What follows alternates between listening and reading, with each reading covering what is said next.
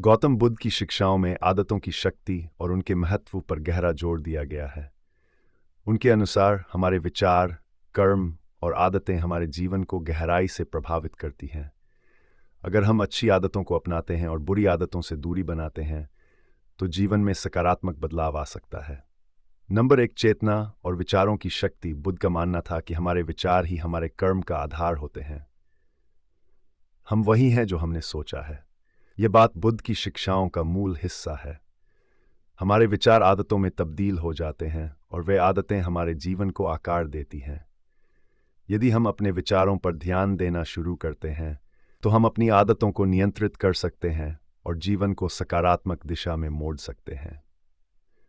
Number 2, अच्छी आदतें और ध्यान। बुद्ध ने ध्यान को मानसिक आदतों को बदलने का एक सशक्त साधन बताया। ध्यान के माध्यम से हम अपने मन को प्रशिक्षित कर सकते हैं, उसे केंद्रित और शांत बना सकते हैं। जब हम नियमित रूप से ध्यान करते हैं, तो न केवल हमारा मानसिक स्वास्थ्य सुधरता है, बल्कि हम बेहतर निर्णय लेने की स्थिति में भी होते हैं, जिससे हमारी आदतें सकारात्मक बनती हैं।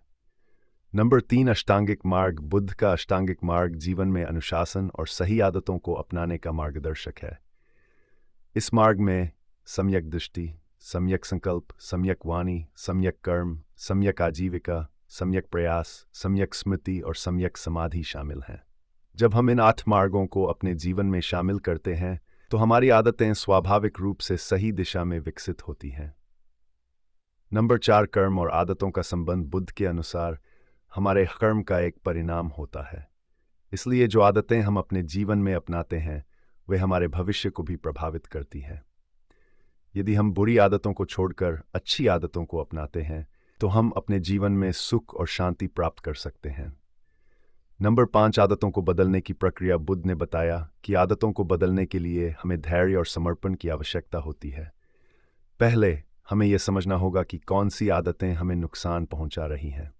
फिर ध्यान और आत्म जागरूकता के माध्यम से हम उन आदतों को धीरे धीरे सकारात्मक आदतों में बदल सकते हैं। यह प्रक्रिया समय ले सकती है, लेकिन अगर हम लगातार प्रयास करें, तो हम अपनी आदतों को बदल सकते हैं।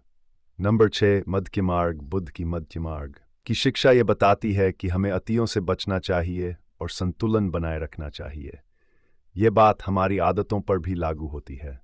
अति कठोरता या अति ढीलापन दोनों ही नुकसानदायक हो सकते हैं। संतुलित और अनुशासित आदतें जीवन को सरल और सुखमय बनाती हैं। गौतम बुद्ध की शिक्षाएं हमें बताती हैं कि हमारी आदतें हमारे जीवन का प्रमुख हिस्सा होती हैं।